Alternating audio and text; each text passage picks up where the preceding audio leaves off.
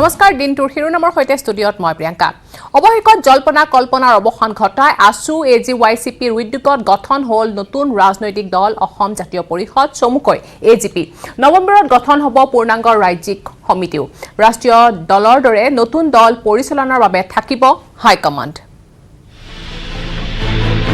1985 অসম গণ পৰিষদ 2020 অসম জাতীয় পৰিষদ এজিপিৰ পৰা এজেপি লৈ আসুৰ গৰ্ভত জন্ম আন এক আঞ্চলিক দল অৱসান ঘটিল সকলো জল্পনা কল্পনাৰ কংগ্ৰেছ বিজেপিকে ধৰি ৰাষ্ট্ৰীয় দলৰ প্ৰতি খুব ঘৃণা উজাৰি সদৌ অসম ছাত্ৰ সন্থাই সুদীৰ্ঘ ৩৫ বছৰৰ পাছত জন্ম দিলে এটা নতুন আঞ্চলিক ৰাজনৈতিক দল নাম দিলে অসম জাতীয় পৰিষদ নাগৰিকত্ব সংশোধনী আইন বিৰোধী আন্দোলনৰ ভৰপক সময়তে আসুৰ নেতৃত্বৰ মগজুত উপুকনি হৈছিল এটা বিকল্প ৰাজনৈতিক শক্তিৰ এসময়ত নিজে প্ৰতিষ্ঠা কৰা দল অগপৰ চৰম সুবিধাবাদ বিদেশী খেদাৰ নামত কংগ্ৰেছ বিজেপিৰ প্ৰবঞ্চনাৰ বিৰুদ্ধে সুবুজাৰী দীৰ্ঘদিনীয়া পৰিক্ৰমাৰ পাছত আসুৰ উদ্যোগত আজি ৰাজ্যৰ ৰাজনীতিত আত্মপ্ৰকাশ কৰিলে এই নতুন দলটোৱে এজিৱাইচিপিৰ সহযোগত গঠন কৰা নতুন দলটোৰ প্ৰধান শ্লোগান হ'ব ঘৰে ঘৰে আমি অসম জাতীয় পৰিষদ গঠনৰ পাছত সমন্বয়ক তথা প্ৰাক্তন মন্ত্ৰী জগদীশ ভূঞাই ক'লে কেৱল ভোট নহয় ৰাইজৰে হ'ব স্থায়ী সম্পৰ্ক ৰাষ্ট্ৰীয় দলসমূহতো কিছুমান জাতীয়তাবাদী মনোভাৱাপন্ন বহু লোক আছে যিবিলাকে বিকল্প দেখা নাপায় তাতে সোমাই আছে সকলোকে আহ্বান জনাইছো যে অসমীয়া জাতীয়তাবাদীৰ আপোচবিহীন সংগ্ৰামী ৰাজনৈতিক ধাৰা এটা আজিৰ পৰা অসমত আৰম্ভ হ'ল এই ধাৰাটোত সহযাত্ৰী হ'বলৈ সকলোৱে আগুৱাই আহক আমি ঐক্যবদ্ধভাৱে এখন আপোচবিহীন অসমীয়া জাতি ইনক্লুচিভ সকলোকে লৈ অসমবাসীৰ সৰ্বাংগীন বিকাশ আৰু কল্যাণ আৰু নিৰাপত্তাৰ স্বাৰ্থত আমি কাম কৰিম দলৰ কাম কাজ আগুৱাই নিওঁতে যদি জনসাধাৰণৰ কিবা পৰামৰ্শ আমাৰ প্ৰতি থাকে মুক্ত মনেৰে এই দলটো আপোন দল বুলি ভাবি সেই পৰামৰ্শ আগবঢ়ালে এই পৰামৰ্শ আমি গুৰুত্ব আৰু মৰ্যাদা কৰিম ইতিমধ্যে নৱগঠিত দলটোক শক্তিশালী কৰাৰ বাবে জিলাসমূহত দায়িত্ব দিয়া হৈছে কেইবাজনো নেতা 30 অক্টোবৰৰ ভিতৰত সকলো প্ৰক্ৰিয়া সম্পূৰ্ণ কৰি নৱেম্বৰৰ অধিৱেশনত গঠন হ'ব পূৰ্ণাংগ কমিটি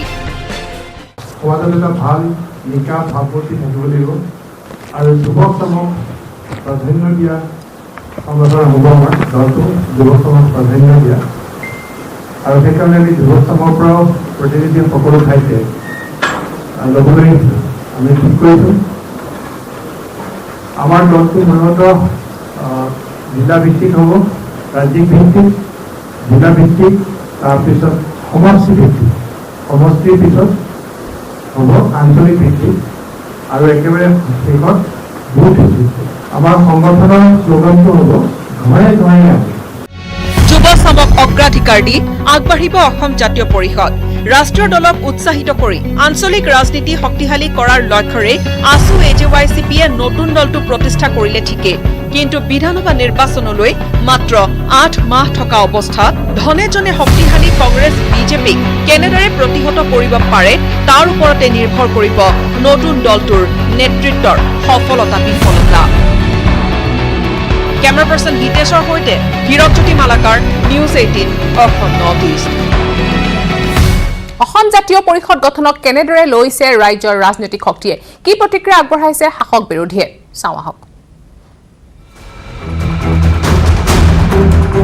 নতুন দলৰ নেতৃত্বক হিমন্ত বিশ্ব শৰ্মাৰ স্বভাৱসুলভ কটাক্ষ চান্দাৰ নামত ব্যৱসায়িক হাৰাশাস্তি নকৰিবলৈ আহ্বান যে দল হওক সব হওক কিন্তু কোনেও যাতে মানুহক চান্দা খুজি হাৰাশাস্তি নকৰে দলৰ ভয়ত যাতে দোকানীয়ে দোকান বন্ধ কৰিব নালাগে যে চান্দা খুজিব আহিছে দোকান বন্ধ কৰি দিওঁ হিমন্ত বিশ্ব শৰ্মাক লুৰিণ জ্যোতিৰ প্ৰত্যুত্তৰ চান্দাৰটো কোনে তুলিছে ৰাজহুৱাভাৱে সকলোৱে দেখি আছে তেওঁ চান্দাৰ মাষ্টৰ বুলি সকলোৱে জানে আৰু অসমত তেওঁতো গোটেই সৰ্বকালৰ সৰ্বশ্ৰেষ্ঠ চান্দা মাষ্টৰ বহি আছে লুৰিণৰ মতে কেইদিনমান পাছত অসম জাতীয় পৰিষদত যোগদান কৰিব হিমন্ত বিশ্ব শৰ্মাই হিমন্ত বিশ্ব শৰ্মাক অসমৰ চান্দা মাষ্টৰ আখ্যা লুৰিণ জ্যোতি গগৈৰ পৰিৱেশ পৰিস্থিতি এনেকুৱা আহি যাব তেওঁ এই অসম জাতীয় পৰিষদ নামৰ দলটোতো গৈ জাপ মাৰি তেওঁ তাত মানে ভৰ্তি কৰিলেও মানুহে অসমৰ জনগণে কোনো আচৰিত নহয় ৰাজ্যসভাৰ সাংসদ হিচাপে শপত লোৱা দিনটোতে আত্মপ্ৰকাশ কৰা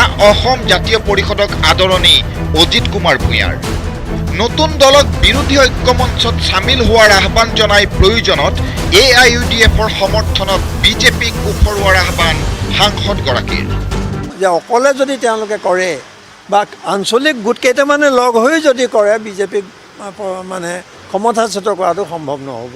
গতিকে আমি যিটো কৈছোঁ যে সকলো বিৰোধী দলক এখন কাৰ্যসূচীৰ ভিত্তিত কমন মিনিমাম মহাজোঁট বন্ধন হওক যি হওক নাম কৰোঁ আমি, কিন্তু আমাৰ এখন জাতীয় কাৰ্যসূচী থাকিব।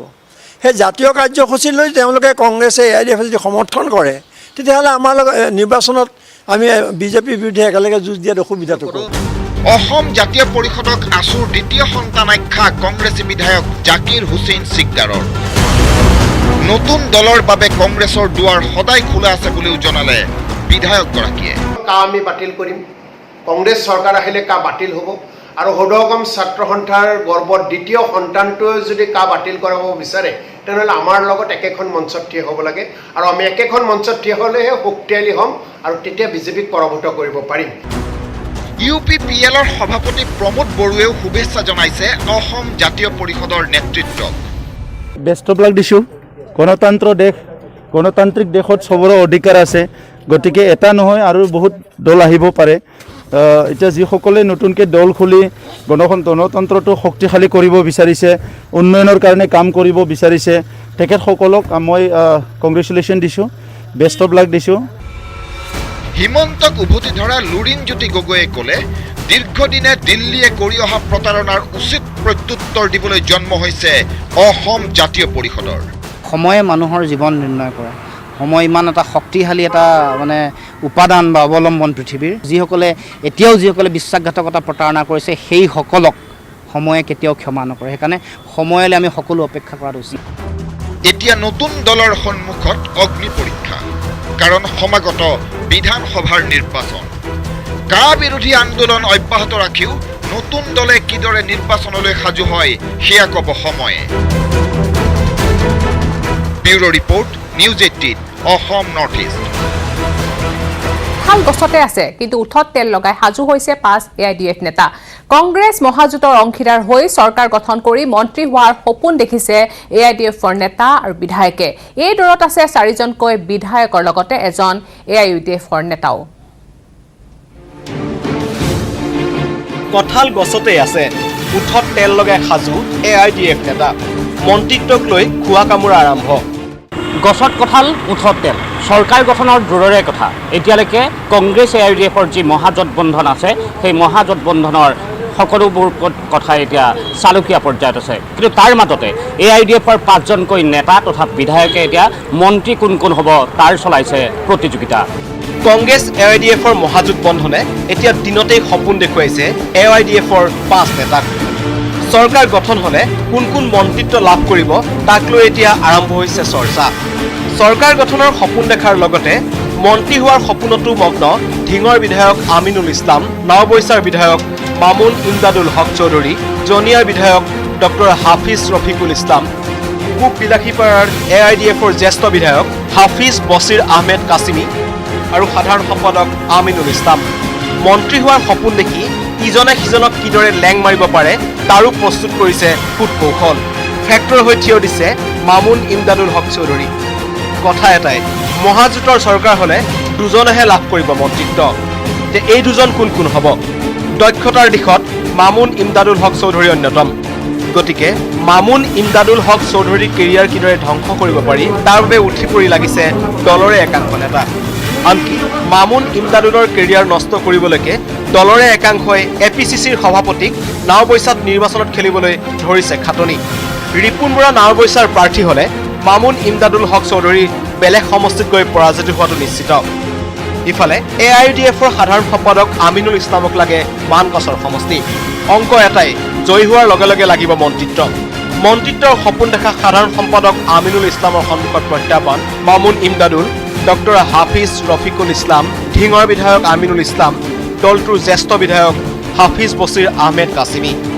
গছতে থকা কঁঠাল নপকুটি, সেয়েহে আমিনুল ইছলামে উঠত তেল লগাই ৰাজনীতি কৰা বুলি চৰ্চা চলিছে। কেমেৰাত অঞ্জনৰ সহযোগত Raju Barua, news 18 Assam north east.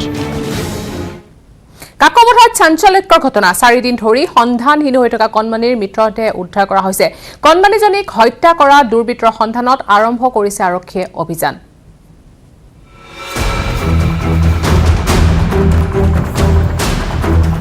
নৃশংস অসহনীয় জঘন্য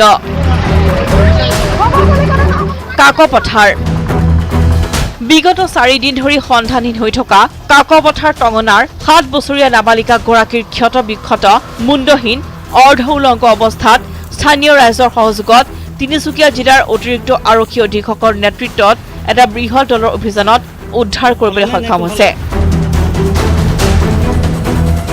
গাঁৱৰ মানুহে সন্দেহ কৰাত আমি এজন যুৱকক সোধা পোছাৰ কাৰণে আৰক্ষী কৰিছিলোঁ তেখেতৰ নাম আছে বাদনা গোৱালা আৰু বাদনা গোৱালাৰ স্বীকাৰোক্তিৰ ভিত্তিতেই আজি আমি বিচাৰ পোছাৰ কৰি কাষৰ যি হাবি আছে হাবিৰ পৰা আমি ৰিজাৰ্ভ ফৰেষ্টৰ হাবিৰ পৰা ছোৱালীজনীৰ মৃতদেহটো উদ্ধাৰ কৰিছোঁ নাবালিকা গৰাকী ঘৰৰ ওচৰৰে বাদনা গোৱালা নামৰ এজন যুৱকক স্থানীয় ৰাইজ পৰিয়ালৰ অভিযোগত আৰক্ষীয়ে আটক কৰি জেৰা কৰাত যুৱকজনৰ স্বীকাৰোক্তিৰ ভিত্তিত ঘন জংঘলত উদ্ধাৰ কৰা হৈছে মৃতদেহ নাবালিকাগৰাকীক ধৰ্ষণ কৰি অতি নিৰ্মমভাৱে মুণ্ড ছেদ কৰি হত্যা কৰা সন্দেহ কৰা হৈছে হত্যাকাণ্ডৰ লগত আৰু কোনোবা জড়িত আছে নেকি সেয়া আৰক্ষীৰ অনুসন্ধানতহে পোহৰলৈ আহিব এই শিহৰণকাৰী জঘন্য হত্যাকাণ্ডই জোকাৰি গৈছে সমগ্ৰ কাকপথাৰ হত্যাটো হৈছেই ধৰ্ষণ কৰি হত্যা হৈছে নেকি পিছত গম পাওঁ প্ৰাথমিক যিটো তদন্ত তেতিয়ালৈকে আমি কোনোবা আছে বুলি তেখেতলোকে স্বীকাৰ কৰা নাই পৰৱৰ্তী পৰ্যায়ত গম পোৱা যাব ডিগবৈৰ পৰা ৰীনা কাকতিৰ report news 18 Assam north east দিনটোৰ শিৰোনামৰ পৰৱৰ্তী অংশলৈ যোৱাৰ আগতে এতিয়া লৈছে এটা সৰু বিৰতি আপোনালোকে চাই আছে দিনটোৰ শিৰোনাম ৰাজ্যত পুনৰ ভাদমহীয়া বানৰ তাণ্ডৱ বানৰ কবলত কেইবাখনো জিলাৰ লোক কেইবাটাও নৈৰ জলপৃষ্ঠ বৃদ্ধি হোৱাত মাথাউৰি চিঙাৰ লগতে ৰাষ্ট্ৰীয় ঘাইপথৰ ওপৰেৰে বাগৰিছে পানী লগতে ভিন্ন ঠাইত খহনীয়াও চলাইছে সংহাৰী ৰূপ ৰাজ্যত ভদিয়া বানৰ সংহাৰী ৰূপ চকুৰ প্ৰচাৰতে খহাই নিছে সপোনৰ ঘৰখন উটুৱাই নিলে বাৰীৰ তামোল আম কঁঠাল বান খহনীয়াত জাহ গৈছে ইখনৰ পিছত সিখন গাঁও তেজপুৰত নিশাটোৰ ভিতৰতে নিশ্চিহ্ন এখন গাঁও গহপুৰত ছিঙিল মথাউৰি ৰাষ্ট্ৰীয় ঘাইপথৰ ওপৰেৰে বাগৰিছে পানী চট্ৰং নৈ জিয়া ভৰলী চিমেণ্ট নৈ মানচিৰি কালদিয়া ৰাজ্যত পুনৰ বান বিভীষিকা বানৰ কবলত কেইবাখনো জিলাৰ শতাধিক লোক গহপুৰত ফেনে ফুটুকাৰে বাঢ়িছে চট্ৰং নৈৰ পানী 6 নং ৱাৰ্ডৰ চট্ৰং পাৰত ছিগিল মথাউৰি 15 নং ৰাষ্ট্ৰীয় ঘাইপথৰ ওপৰেৰে বাগৰিছে পানী এই গহপুৰ মাজমজিয়া চট্ৰং নদীয়ে আমাক আজি এই কেইবাবছৰ 3 বছৰ ধৰি যিটো জীয়াটো ভোগাইছে প্ৰথমবাৰ ভাঙিছিলে সেইবাৰতে যদি ভালকে নজৰ দি পেলাই ভালকে কৰিলে না আজি এইটো অৱস্থা মানুহ নহয় ধেমাজিত চিমেণ্ট নৈৰ খহনীয়াত আনন্দনগৰ 12 ঘড়ী অঞ্চলত 50টা পৰিয়ালৰ ঘৰবাৰী উচন চকুৰ প্ৰচাৰতে এফালৰ পৰা নৈয়ে খহাই নিছে সপোনৰ ঘৰখন তামোল আম কঁঠাল কলগছৰ লগতে উটুৱাই নিছে শাক পাচলিৰে ভৰি থকা আপোন বাৰীখন অনেকে খহনীয়াৰ কবলৰ পৰা ৰক্ষা পাবলৈ নিজে ভাঙি পেলাইছে হেঁপাহৰ ঘৰখন আমাৰ ঘৰটো লৈ গ'ল আৰু অন্তত 50-60টা ঘৰ আমাৰ লৈ গ'ল এতিয়ালৈকে কোনো আমালোকে পানী এটুপাও পোৱা নাই আজি আহাৰ মানৰ পৰা ভাঙি লৈ গৈ আছে বানৰ কবলত চিলাপথাৰ অঞ্চলো 515 নং ৰাষ্ট্ৰীয় ঘাইপথৰ ওপৰেৰে বাগৰিছে পানী অসম অৰুণাচল সীমান্তৰ ৰাষ্ট্ৰীয় ঘাইপথৰ ওপৰেৰে বাগৰিছে পানী মানে যোৱাকালি ৰাতিপুৱা যিটো বৰষুণ দি আছিলে সেই বৰষুণৰ ফলত মানে ড্ৰেইন চেন নাই যে এই গোটেই পানীটো মানে এতিয়া এই গোটেই পানী হৈ আছে কালি ৰাতিৰ পৰা তেজপুৰত নিশাটোৰ ভিতৰতে জাহ গৈছে 15টাৰো অধিক ঘৰ। জিয়া ভৰলীৰ বুকুত জাহ গৈছে সপোনৰ ঘৰখন। নিশ্চিহ্ন হোৱাৰ পথত এখন গাঁও। শ শ বানাক্ৰান্তই আশ্ৰয় লৈছে শিবিৰত।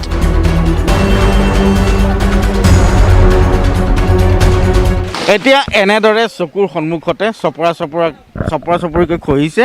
45 ঘৰতকৈ অধিক ঘৰ মানুহৰ অলৰেডি গৰাখহনীয়াত গৈছে, কিন্তু আজিলৈকে এটা মানুহ খবৰ কৰিব অহা নাই। ৰঙাপাৰাত মানচিৰি নদীৰ ব্যাপক খহনীয়া।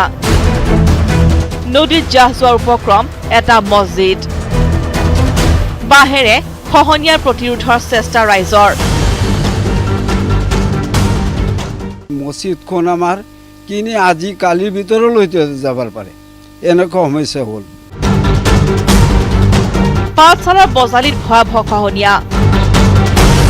ভালুকিত চৰকাৰী বেচৰকাৰী বহু অনুষ্ঠান প্ৰতিষ্ঠান খহনীয়াৰ কবলত। শতাধিক পৰিয়াললৈ ভাবুকি হৈ পৰিছে কালদিয়া নৈ। বিগত প্ৰায় 50টা বছৰে খহনীয়াৰ প্ৰতিৰোধৰ বাবে চৰকাৰ আৰু জলসম্পদ বিভাগে তিলমানো গুৰুত্ব নিদিয়াৰ অভিযোগ। পথটো গৰাখহনীয়াৰ ফলত ভাবুকিৰ সৃষ্টি হৈছে আৰু ইয়াত শতাধিক পৰিয়াল এই গৰাখহনীয়াত জাহ যোৱাৰ উপক্ৰম হৈছে। Bureau report, news 18, Assam north east. ভাৰতৰ বিৰুদ্ধে নিতৌ নতুন ষড়যন্ত্ৰত লিপ্ত হৈছে কথপিয়া চীন। এইবাৰ ভাৰতৰ 10,000 VVIPৰ বিৰুদ্ধে চোৰাং চোৱাগিৰি আৰম্ভ কৰিছে চুবুৰীয়া ৰাষ্ট্ৰখনে। ৰাষ্ট্ৰপতিৰ প্ৰধানমন্ত্ৰী মুখ্য ন্যায়াধীশৰ পিছতো লগাইছে গুপ্তচৰ। চীনৰ ষড়যন্ত্ৰক লৈ এতিয়া দেশজুৰি প্ৰতিক্ৰিয়া।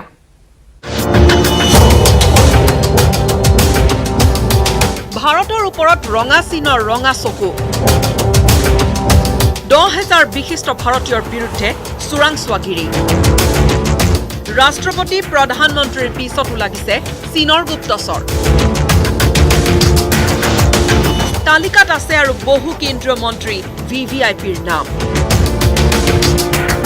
ভাৰতৰ বিৰুদ্ধে ইটোৰ পিছত সিটো ষড়যন্ত্ৰ চীনৰ।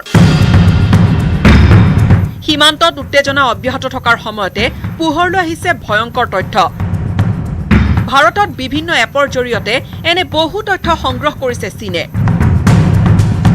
এনে এক ভয়ংকৰ ষড়যন্ত্ৰৰ উমান পাই প্ৰায় 200 চীনা এপ ভাৰত চৰকাৰে নিষিদ্ধ কৰিছিল, যিসমূহ এপে গোপনে সংগ্ৰহ কৰিছিল ইউজাৰ ডেটা। এই ডেটা সংগ্ৰহ কৰি 10,000 ভাৰতীয়ৰ পিছত লাগিছে চুবুৰীয়া ৰাষ্ট্ৰখন। ভাৰতৰ VVIPৰ বিৰুদ্ধে চীনৰ কিয় এই চক্ৰান্ত? চীনৰ টাৰ্গেট কোন এইসকল ভাৰতীয়? এখন ৰাষ্ট্ৰীয় বাতৰি কাকতৰ অনুসন্ধানত পোহৰলৈ অহা তথ্য মতে এই তালিকাত নাম আছে স্বয়ং ৰাষ্ট্ৰপতি ৰামনাথ কোবিন্দ, প্ৰধানমন্ত্ৰী নৰেন্দ্ৰ মোদী, কংগ্ৰেছ সভানেত্ৰী সোনিয়া গান্ধী, ৰাজনাথ সিং, নিৰ্মলা সীতাৰামনৰ পৰা chief of defence staff Bipin Rawat, মুখ্য ন্যায়াধীশ শাৰদে ববডে আৰু বহুতো হাই প্ৰফাইল ব্যক্তিৰ। জেনহুৱা ডেটা ইনফৰমেশ্যন টেকনলজি এটা ব্যক্তিগত চীনা কোম্পানী, যাৰ চীন চৰকাৰৰ সৈতে আছে পূৰ্ণ সম্পৰ্ক। এই কোম্পানীটোৱে ভাৰতৰ প্ৰভাৱশালী ব্যক্তিসকলৰ তথ্য সংগ্ৰহ কৰি তৈয়াৰ কৰিছে এক বৃহৎ ডেটাবেছ। এই তথ্য ব্যৱহাৰ কৰি চীনে ৰচিব পাৰে ভয়ংকৰ চক্ৰান্ত। প্ৰায় 1350 গৰাকী ৰাজনৈতিক আৰু আইনী ক্ষেত্ৰখনত জড়িত প্ৰভাৱশালী লোকৰ তথ্য গোটাইছে জেনহুৱা ডেটা ইনফৰমেশ্যন টেকনলজি কোম্পানীয়ে। ইয়াৰ জৰিয়তে পোনপটীয়াকৈ ট্ৰেক কৰিছে 700ৰো অধিক ৰাজনৈতিক নেতা আৰু 400ৰো অধিক তেওঁলোকৰ সৈতে জড়িত ব্যক্তিক। এতিয়া প্ৰশ্ন হৈছে, চীনৰ এই ভয়ংকৰ ষড়যন্ত্ৰৰ বিৰুদ্ধে কি কৌশল অৱলম্বন কৰিব ভাৰতে? শত্ৰু ৰাষ্ট্ৰখনৰ এই চক্ৰান্ত উফৰাবলৈ সক্ষম হ'বনে নতুন দিল্লী? ইতিমধ্যে সমগ্ৰ বিষয়টো গুৰুত্ব সহকাৰে লৈ ৰণকৌশল যুগুত কৰিছে গৃহ আৰু প্ৰতিৰক্ষা বিভাগে। Bureau report, news 18, Assam north east. সম্পূৰ্ণ ব্যতিক্ৰমীভাৱে এইবাৰ আৰম্ভ হ'ল সংসদৰ বৰ্ষাকালীন অধিৱেশন। সোমবাৰে আৰম্ভ হোৱা সংসদৰ অধিৱেশনত এইবাৰ কেইবাটাও নতুন নিয়ম বান্ধি দিয়া হৈছে। অবিৰতভাৱে 18 দিন চলিব সংসদৰ এই অধিৱেশন। আৰম্ভ হ'ল লোকসভা অধিৱেশন। বহু বাধা নিষেধৰ মাজত বহিল লোকসভা। প্ৰশ্নকাল আৰু শূন্যকাল নথকা অধিৱেশন বিৰোধীয়ে দাখিল কৰিব লিখিত প্ৰশ্ন বিয়লি 3 বজাৰ পৰা ৰাজ্যসভা কৰোনা সংক্ৰমণৰ এই ভয়াৱহ দিনত অনুষ্ঠিত হৈছে সংসদৰ বৰ্ষাকালীন অধিৱেশন মুখত মাস্ক পিন্ধি সামাজিক দূৰত্বৰ লগতে বহু বিধি বিধান মানি সংসদলৈ গ'ল সাংসদসকল পূৰ্বৰ পৰিৱেশৰ তুলনাত সম্পূৰ্ণ আচহুৱা পৰিৱেশত অনুষ্ঠিত হ'ল এই বছৰৰ বৰ্ষাকালীন অধিৱেশনৰ এই সালসলনি স্বৰাজোত্তৰ ভাৰতত এয়াই প্ৰথম বিশেষকৈ প্ৰশ্নকাল উঠাই দিয়া হ'ল এইবাৰৰ অধিৱেশনত কংগ্ৰেছে ক'লে এয়া গণতন্ত্ৰৰ পৰিপন্থী শাসনাধীষ্ঠ বিজেপিয়ে ক'লে এয়া পৰিস্থিতিৰ তাগিদা লোকসভা অধিৱেশনৰ আৰম্ভণিত প্ৰধানমন্ত্ৰী নৰেন্দ্ৰ মোদীয়ে কৰোনাতংকৰ এই সময়ছোৱাত দেশৰ সাংসদসকলে দেখুওৱা কৰ্তব্যনিষ্ঠা প্ৰশংসনীয় বুলি মন্তব্য কৰে লগতে মোদীয়ে জনাই দিলে कोरोना से बनी जो परिस्थिति है जिन सतर्कताओं के विषय में सूचित किया गया है उन सतर्कताओं का पालन हम सबको करना ही करना है और ये भी साफ है जब तक दवाई नहीं तब तक कोई ढिलाई नहीं हम चाहें कि बहुत ही जल्द से जल्द दुनिया के किसी भी कोने से वैक्सीन उपलब्ध हो हमारे वैज्ञानिक जल्द से जल्द सफल हो और दुनिया में हर किसी को इस संकट में से बाहर निकालने में हम कामयाब हो অতি দুৰ্ভাগ্যজনক কথাটো হ'ল বৰ্তমান চলি থকা কৰোনাতংকৰ সময়ত এজন সাংসদ মৃত্যুমুখত পৰাৰ লগতে প্ৰায় 30 জন সাংসদ কোভিড-19ত আক্ৰান্ত হৈছে শেহতীয়াকৈ লখিমপুৰৰ সাংসদ প্ৰদান বৰুৱাও কোভিড পজিটিভ ইফালে সদনত নাই সোনিয়া গান্ধী স্বাস্থ্য পৰীক্ষাৰ বাবে গৈছে বাহিৰলৈ লগত গৈছে ৰাহুল গান্ধী উপস্থিত নাথাকিব গৃহমন্ত্ৰী অমিত শাহ ইয়াৰ পৰিপ্ৰেক্ষিতত লোকসভাৰ প্ৰধান বিৰোধী দল কংগ্ৰেছক নেতৃত্ব দিব অসমৰ সাংসদ গৌৰৱ গগৈ ইফালে নিৰ্বাচিত হোৱাৰ প্ৰায় 5 মাহৰ পিছত ৰাজ্যসভাৰ সাংসদ হিচাপে শপত ল'লে অজিত কুমাৰ ভূঞাই নিৰ্বাচিত হৈ ঈশ্বৰৰ নামত শপত খাই কওঁ যে বিধিৰ দ্বাৰা স্থাপিত news desk report news 18 Assam north east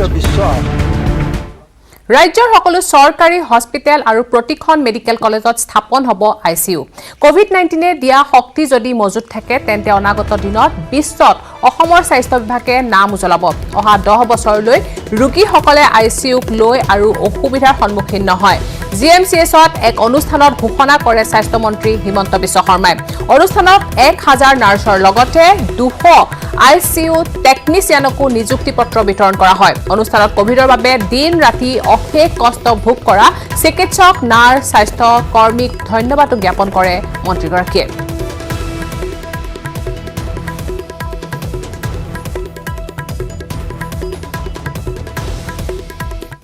ইফালে চিকিৎসকৰ অৱহেলাত পুনৰ মৃত্যুক সাৱটি ল'লে এজন ৰোগীয়ে বিশ্বনাথ চাৰিআলিৰ অসামৰিক চিকিৎসালয়ত 3 ঘণ্টা ধৰি চিকিৎসা নোপোৱাত মজিয়াতে ঢলি পৰি মৃত্যুক সাৱটিলে এজন লোকে মৃত্যুৰ পিছত অহা পৰীক্ষাত লোকজনৰ কৰোনা পজিটিভ হ'ল যদিও শেষকৃত্য আৰু পিপি কিটৰ বাবে ধন দাবী কৰাৰ অভিযোগো উত্থাপিত হৈছে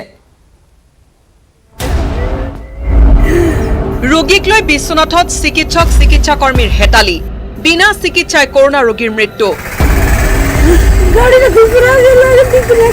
সৱদাহৰ বাবে ধন দাবী কৰ্তৃপক্ষৰ জ্বৰ আৰু ভৰিৰ বিষত আক্ৰান্ত বৰজু নায়ক নামৰ লোকজনক লৈ দেওবাৰে পুৱা 7 বজাত বিশ্বনাথ চাৰিআলি অসামৰিক চিকিৎসালয়ত উপস্থিত হৈছিল পৰিয়ালৰ লোক কিন্তু 10 বজালৈকে ৰোগীয়ে নাপালে চিকিৎসা এখন চকীতে বহি থাকিব লগা হ'ল ৰোগী চিকিৎসালয় পুৱাৰ 3 ঘণ্টা পাছত অসহায় হৈ পুত্ৰই ফোন কৰিলে সাংসদ পল্লৱ লোচন দাসক লগে লগে সলনি হ'ল পৰিস্থিতি দৌৰা দৌৰিকৈ ৰোগীৰ কাষত উপস্থিত হ'ল চিকিৎসাকৰ্মী কিন্তু ইতিমধ্যে পুত্ৰৰ চকুৰ সন্মুখতে তিল তিলকৈ মৃত্যু হ'ল পিতৃৰ খাট্টাত আহি পাই গ'লে কৈছে ডক্টৰ আহিব কওঁতে আপোনাৰ 10টা বাজি গ'ল কোনো ডক্টৰ নাই দেউতা তেতিয়ালৈকে মোৰ দেউতা কথা পাতি আছিল আমাৰ লগত গাড়ীত আহিছিলে এম্বুলেন্সত আহিছিলোঁ বাগানৰ এম্বুলেন্সত আহিছিলোঁ নমাই দিছোঁ দেউতাৰ মানে অসুবিধা মানে কণ্ডিশ্যন ইমানেই বেয়া হৈ গ'ল কোনো ডক্টৰ নাই কিন্তু ইয়াত মই চিঞৰি মাতিছোঁ দাদা আহক না ছাৰ আহক না মোৰ দেউতাক চাওক মোৰ দেউতাৰ কেনেকুৱা কণ্ডিশ্যন বেয়া হৈ গৈ আছে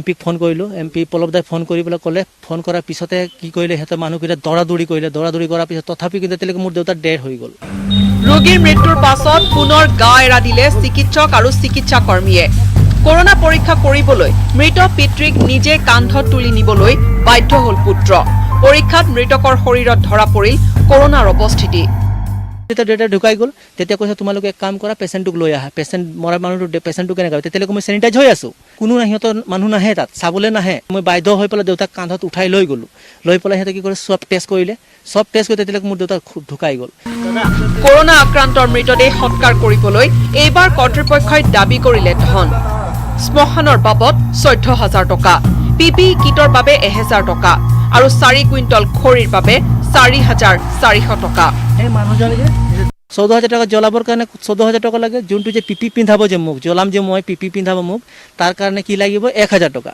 তো মোক খৰিৰ হিচাপ দিলে কিমান খৰি লাগিব মই সুধিলোঁ তো কৈছে 4 কুইণ্টেল খৰি লাগিব 4 কুইণ্টেল খৰি মানে 4400 টকা লাগিব তো আপুনি বাজেটটো চাওক মানে এজন মানুহক কৰোনা পেচেণ্ট ওলোৱা যোৱাৰ পিছত আপোনাক 20,000 টকা দিব তেতিয়া আপুনি জ্বলাব পাৰিব ইয়াত মৃতদেহ সৎকাৰৰ বাবে 20,000 টকা দাবী কৰাৰ পাছতে হাহাকাৰ লাগিল দৰিদ্ৰ পৰিয়ালটোৰ অৱশেষত কৰোনাৰ ভয় উপেক্ষা কৰি পুত্ৰই নিজে দাহ কৰিলে পিতৃ 14,000 টকা ক'ত পাব এইটো মই দেউতাৰ ইয়াৰ কৈ আছোঁ ৰাতিপুৱাই অহা মানুহ মই আমাৰ নিচিনা বাগানৰ মানুহ 14,000 টকা পাব কোনোবা এতিয়া মই বাগানত ফোন কৰাৰ কাৰণে বাগানৰ পৰা খৰি দি পঠিয়াইছে খৰিটো আনিলে ইয়াত জ্বলা হ'ব কিন্তু জ্বলাবৰ কাৰণেও পইচা লাগিব বিনা চিকিৎসাত ৰোগীৰ মৃত্যু হোৱাৰ পাছত সৎকাৰৰ বাবে কৰ্তৃপক্ষই ধন দাবী কৰা কাণ্ডই পুনৰবাৰ পোহৰলৈ আনিলে কৰোনাৰ নামত চলি থকা অৰাজকতাৰ কাহিনী এতিয়া প্ৰশ্ন হয় বিশ্বনাথ জিলা প্ৰশাসনে তদন্ত কৰিবনে এই ঘটনাৰ শাস্তি বিহিবনে ৰোগীৰ জীৱনৰ সৈতে হেতালি খেলা চিকিৎসক আৰু চিকিৎসা কৰ্মীক বিশ্বনাথৰ পৰা Tushar Hazarika news 18 Assam north east দিনটোৰ শিৰোনামত আছে আৰু খবৰ কিন্তু তাৰ আগতে ল'ব লাগিব পুনৰ এটা বিৰতি সূৰ্যা চিমেণ্ট ব্যৱহাৰ কৰিলে ঘৰ 50% অধিক মজবুত হয় আপোনাৰ ঘৰ অটুট হ'লে হ'ব অটুট অসম সূৰ্যা চিমেণ্ট অটুট ঘৰ অটুট Assam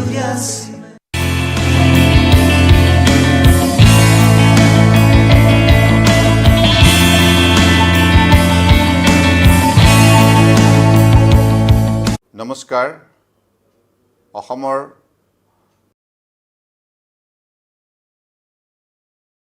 largest news network, News 18 Network.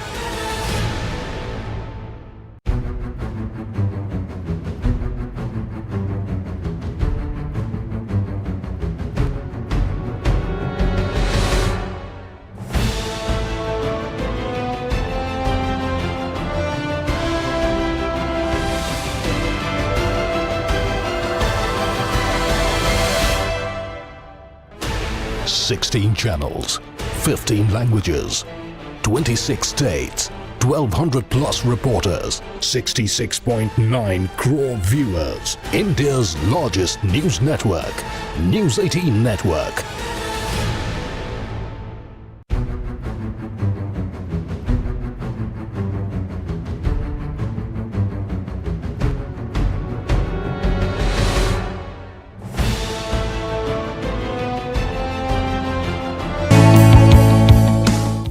বিৰতিৰ পিছত আছে এক ব্ৰেকিং নিউজ কাগজ কল সন্দৰ্ভত শুনানি নহল সোমবাৰে NCLTয়ে স্থগিত ৰাখিলে প্ৰস্তাৱিত শুনানি হ'ব 21 ছেপ্টেম্বৰত NCLTৰ শুনানিলৈ আশাৰে বাট চাইছে নগাঁও আৰু কাগজ কলৰ শ বিষয়া কৰ্মচাৰীয়ে কিন্তু আজি শুনানি নহল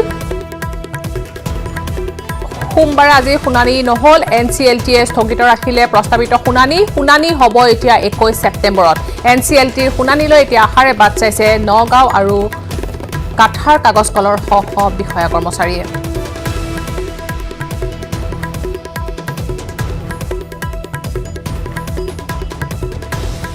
ৰাজনৈতিক দলৰ যোগদানৰ যেন এতিয়া ধুমহে উঠিছে সোমবাৰে বহু কেইজনৰ লগতে গেৰুৱা বহন পিন্ধিলে কংগ্ৰেছী নেতা হেমন্ত কুমাৰ নেওগে অচিৰে গেৰুৱা বহন পিন্ধিব এজন উচ্চ পদস্থ আৰক্ষী বিষয়াও আঞ্চলিক ৰাজনীতি পিঠিৰে ৰাজনীতিলৈ আহিব অসম সাহিত্য সভাৰ প্ৰাক্তন সভাপতি ডক্টৰ পৰমানন্দ ৰাজবংশী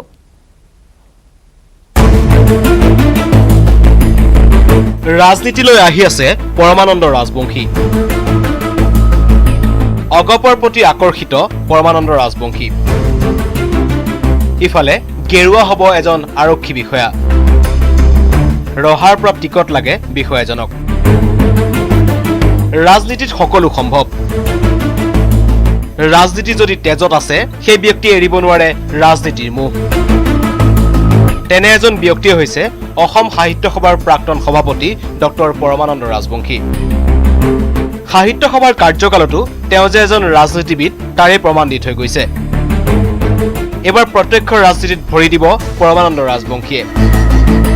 ৰাজবংশীয়ে যোগদান কৰিব অসম গণ পৰিষদত। চিপাঝাৰৰ পৰা নিৰ্বাচন খেলিব পৰমানন্দ ৰাজবংশীয়ে।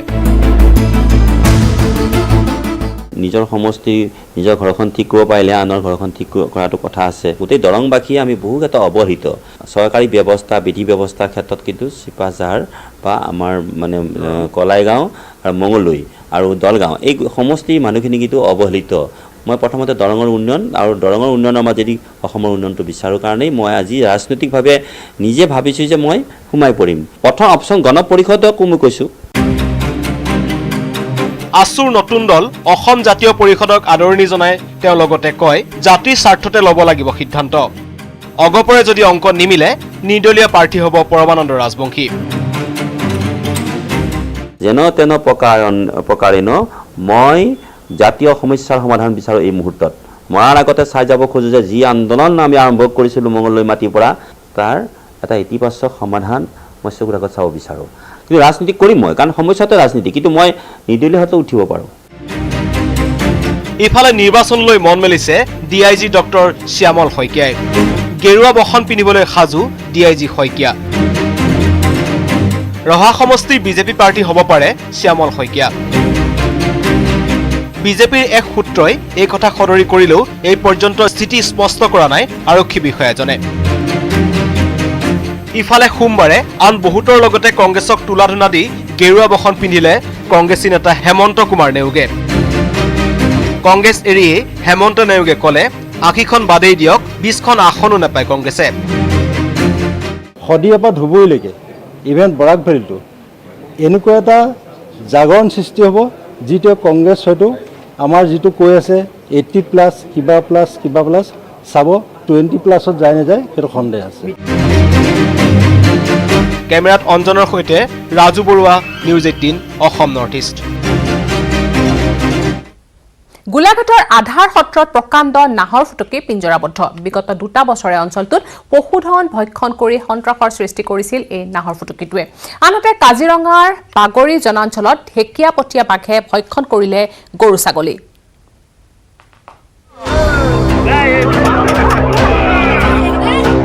গোলাঘাটত নাহৰ ফুটুকিৰ সন্ত্ৰাস, ভক্ষণ পোহনীয়া গৰু ছাগলী। ইফালে কাজিৰঙাত ঢেকীয়াপতীয়াৰ আতংক। ছাগলী গঁড়ালত সোমাই ভক্ষণ কৰিলে 2টাকৈ ছাগলী। গোলাঘাটৰ আধাৰ সত্ৰত পিঞ্জৰাবদ্ধ হ'ল এটা প্ৰকাণ্ড নাহৰ ফুটুকি। দীৰ্ঘদিনৰে পৰা অঞ্চলটোত গৰু ছাগলী গাহৰি ভক্ষণ কৰি নাহৰ ফুটুকিতে সৃষ্টি কৰিছিল সন্ত্ৰাসৰ। অৱশেষত আধাৰ সত্ৰ নপমুৱা টাপুত পিঞ্জৰাবদ্ধ হ'ল নাহৰ ফুটুকিটো। নাহৰ ফুটুকিটো পিঞ্জৰাবদ্ধ হোৱাৰ পিছতেই নাহৰ ফুটুকিটোক চাবলৈ সমবেত হ'ল বহু লোক। বহুত দিনৰ পৰা ইয়াত গৰু এনেকৈ খাই আছে। আজি চাবলৈ আহিলোঁ, যথেষ্ট মানুহ হৈছে। ইয়াত বহুত অনিষ্ট কৰিছে, বহুতকেইটা গৰু খালে। ইফালে কাজিৰঙাৰ বাগৰিত ঢেকীয়াপতীয়া বাঘৰ আতংক। নিশা এঘৰ লোকৰ ছাগলীৰ গঁড়ালত সোমাই ভক্ষণ কৰিলে 2টাকৈ ছাগলী। হাতে হাতে লাঠি লৈ বাঘ খেদাৰ চেষ্টা স্থানীয় ৰাইজৰ। গঁড়ালত বাঘ সোমোৱা প্ৰত্যক্ষ কৰি গৃহস্থই খবৰ দিছিল বন বিভাগক। বিভাগীয় লোক বহু পলমকৈ উপস্থিত হোৱাৰ অভিযোগ। বহু সময় ধৰি ছাগলী গঁড়ালত সোমাই ছাগলী ভক্ষণ কৰি ওলাই যায় ঢেকীয়াপতীয়া বাঘটো। উল্লেখ্য যে কাৰ্বি পাহাৰৰ নামনিত আতংকৰ সৃষ্টি কৰি অহা বাঘটোৱে আহি পুনৰ জনাঞ্চলত সন্ত্ৰাস চলোৱাৰ সন্দেহ স্থানীয় লোকৰ। দীৰ্ঘদিনৰ পৰা বন বিভাগক বাঘ বিচৰণৰ অভিযোগ দি অহাৰ পিছতো কোনো গুৰুত্ব নিদিয়াৰ অভিযোগ স্থানীয় লোকৰ। ৰাতিপুৱা টাইমত ঢেকীয়াপতীয়া বাঘ এটাই আহি মোৰ গোহালিত সোমাই 4টা গৰু মাৰি দিয়ে আৰু বন বিভাগক ক'লে ইয়াৰ উচিত বিচাৰ আমি কিবা এটা কৰিম কৈ 1 মাহ হৈ গ'ল আমাৰ টোপনি ক্ষতি হৈ আছে। 1 তাৰিখৰ পৰা আমাৰ এই বাগৰি অঞ্চলত বাঘ ওলাইছে। 1 তাৰিখত এইটো ঘৰত মাৰিলে 5টা গৰু, পাছত আকৌ মাৰিলে এইফালে 3টা গৰু, আকৌ কালি ৰাতি এইফালে মাৰিছে 3টা ছাগলী। গোলাঘাটৰ পৰা ইউনিছ আলী আৰু কাজিৰঙাৰ পৰা Bitupan Bora, news 18 Assam north east. Covid প্ৰটকলৰ মাজত আপুনি কৰবালৈ ওলাই যাওঁ বুলিলেও যাব নোৱাৰে। এনে সময়ত আপুনি যদি শ্বিলং চেৰাপুঞ্জীলৈ যাব নোৱাৰিম বুলি মন বেয়া কৰি আছে তেন্তে চাওক আমাৰ এই বিশেষ প্ৰতিবেদন।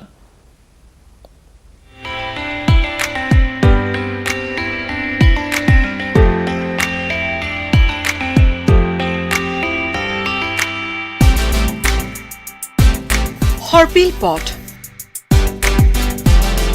পাহাৰৰ ওখ চূড়াৰ পৰা যে নামি আহিছে মেঘ, চিপচিপীয়া বৰষুণত আগবাঢ়িছে গাড়ী। গাড়ীৰ আইনাৰে বাহিৰলৈ চালে কেৱল মেঘ। এয়া শ্বিলং চেৰাপুঞ্জী পথত সচৰাচৰ দেখা দৃশ্য নহয়। এই দৃশ্য খুদ গুৱাহাটী মহানগৰীৰ। মহানগৰীৰ মাজমজিয়াত অৱস্থিত নীলাচল পাহাৰৰ কামাখ্যা মন্দিৰলৈ উঠি যোৱা পথটোত সোমবাৰে পুৱা এনে পৰিৱেশেই বিৰাজ কৰে। मैं मंदिर के दर्शन करने आया कामाख्या मंदिर में, और यहाँ पे जब मैं आया एंटर किया, क्योंकि मंदिर तो अभी बंद चल रहे हैं, तो बाहर से माँ के दर्शन कर लिए, हाथ जोड़ लिया, और यहाँ का जो मौसम का मैंने लुत्फ उठाया। बहुत ही अच्छा वेदर, शिलोंग जैसा वेदर, और यहाँ पे रह के बारिश हो रहा है, धीरे धीरे तेज़ बारिश हो रहा है, फिर धीरे बारिश हो रहा है, और फॉगी जैसा वेदर है। जिसमें फॉग नहीं आ जाता विंटर सीजन, वैसा वेदर आ गया है यहाँ पे, और इतना खूबसूरत दृश्य, इतना सुहावना दृश्य लग रहा है कि सभी के हृदय को ये लुत्फ उठाने लायक दृश्य है। মেঘালয়ৰ কালিম্পঙৰ পৰা দেখা নৈসৰ্গিক শোভা দেখিবলৈ পোৱা গৈছে নীলাচল পাহাৰৰ কেঁকুৰিৰ পৰা। কামাখ্যা মন্দিৰৰ পৰা ভুৱনেশ্বৰী মন্দিৰলৈ যোৱা পথছোৱাটো দেখা গৈছে অনুৰূপ দৃশ্য। কেৱল নীলাচল পাহাৰেই নহয়, মহানগৰীৰ গান্ধী মণ্ডপ বিন্ধ্যাচলতো একেই পৰিৱেশ। প্ৰকৃতিৰ শোভা পাণ কৰিব বিচৰাসকলৰ বাবে কৰোণাকালীন এই সময়ছোৱাত যেন মহানগৰীৰ সাম্প্ৰতিক পৰিৱেশ আশীৰ্বাদ স্বৰূপ হৈ পৰিছে। কোভিড প্ৰটকলৰ বাবে মেঘালয় বা আন ঠাইলৈ ফুৰিবলৈ যাব নোৱাৰাসকলে গুৱাহাটীতে একে আনন্দ অনুভৱ কৰিবলৈ সক্ষম হ'ব। নীলয় ভট্টাচাৰ্যৰ report, news 18 Assam north east. খবৰ আৰু আছে, চাই থাকক দিনটোৰ শিৰোনাম। ঘূৰি আহিম এটা সৰু বিৰতিৰ পিছত। ঘূৰি আহিছোঁ বাতৰিৰ পৰৱৰ্তী অংশলৈ। 2021 অসমত কংগ্ৰেছৰ নেতৃত্বত ৰাজ্যত গঠন হ'ব চৰকাৰ। বিৰোধীৰ মহাজোঁটে 80খনতকৈ অধিক আসন লাভ কৰিব, এই দাবী কৰিছে প্ৰাক্তন সাংসদ তথা কংগ্ৰেছ নেতা RP শৰ্মাই। বিজেপিয়ে নিৰ্বাচনৰ পূৰ্বে 830 টকা দিব বিচাৰি অসমৰ ৰাইজক চূড়ান্ত অপমান কৰা বুলি মন্তব্য কৰে প্ৰাক্তন সাংসদগৰাকীয়ে।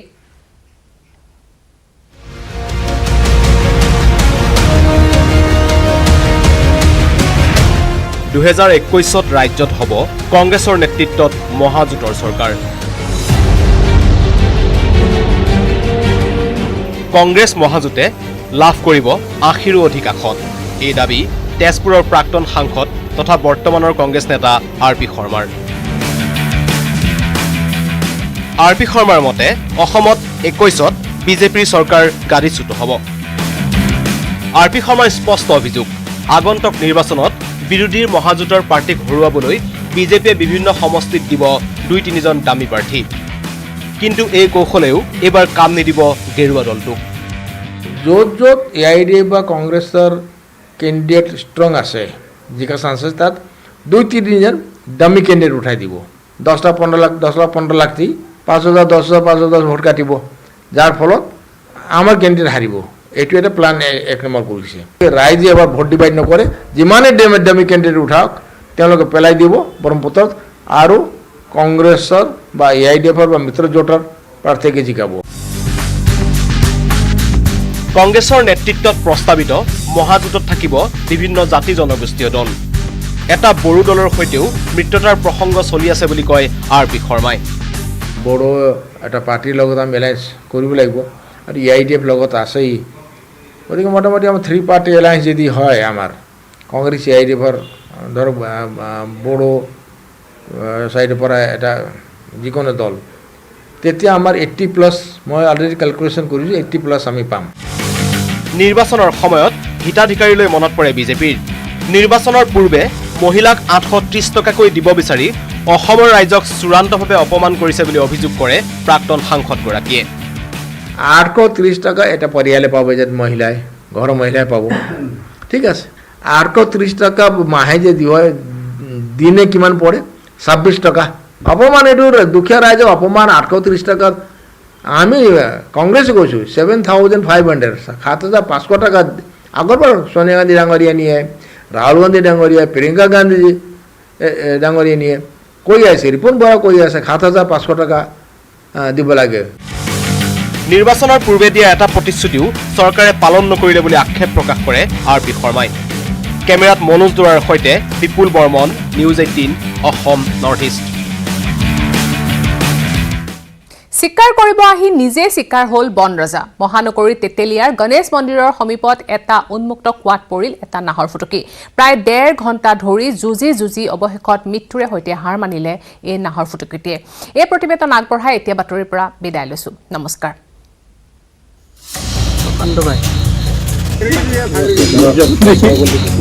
মহানগৰীত নাহৰ ফুটুকী সোমাল কোৱাত। খাদ্যৰ সন্ধানত আহি কৰুণ মৃত্যু। কুকুৰৰ সৈতে যুঁজ কৰি সোমাল কোৱাত। বহু পলমকৈ উপস্থিত বিভাগীয় লোক। মহানগৰীৰ মালিগাঁও, আদিংগিৰি, বৰাগাঁও, তেতেলিয়া আদিত দীৰ্ঘদিন ধৰি সন্ত্ৰাস নাহৰ ফুটুকীৰ। এইবাৰ কুৱাত সোমাই কৰুণ মৃত্যু সাৱটিলে এজনী প্ৰকাণ্ড নাহৰ ফুটুকীয়ে। কেমেৰাৰ সন্মুখতেই চটফটাই মৃত্যু সাৱটিলে নাহৰ ফুটুকীয়ে। স্থানীয় লোকে প্ৰত্যক্ষ কৰি গোশালা আৰক্ষী, ৰাজ্যিক চিৰিয়াখানা কৰ্তৃপক্ষ আৰু ৱাইল্ড লাইফ সংস্থাক খবৰ দিয়াৰ পিছতো যথাসময়ত উপস্থিত নোহোৱাৰ অভিযোগ। মহানগৰীৰ বৰাগাঁও তেতেলিয়াৰ গণেশ মন্দিৰৰ সমীপত ঘটিল এই কৰুণ ঘটনাটি। চিৰিয়াখানা মানে খবৰ দিয়া গৈছিলে, কিন্তু তেখেতসকলে আহি নাপালে। আমাৰ বেয়া লাগিছে যে আমি খবৰ দিয়াৰ পিছত যে আহি নাপালে, সেইটোৱে আৰু মানে বেয়া। মৃত্যুবৰণ কৰিলে হয়। ঘটনাস্থলীত বহু পলমকৈ উপস্থিত হয় খানামুখ বন বিভাগৰ লোক। উদ্ধাৰৰ চেষ্টা কৰে যদিও ইতিমধ্যে মৃত্যুমুখত পৰে নাহৰ ফুটুকীজনী। আহি পেলাই দেখিলোঁ বাঘটো মৰি তলত পানীৰ তলত নামি গৈছে। সন্ধানত জংঘলৰ পৰা নামি আহে, খাদ্য নোহোৱা হৈছে সিহঁতৰ। খাদ্য সন্ধানত নামি আহি হয়তো কুকুৰ বা ছাগলী গৰু পালে ধৰি খাদ্যটো খায় আৰু। আজাৰৰ পৰা ধ্ৰুৱজ্যোতি কলিতা আৰু বশিষ্ঠৰ পৰা Utpal Haloi report, news 18 Assam north east.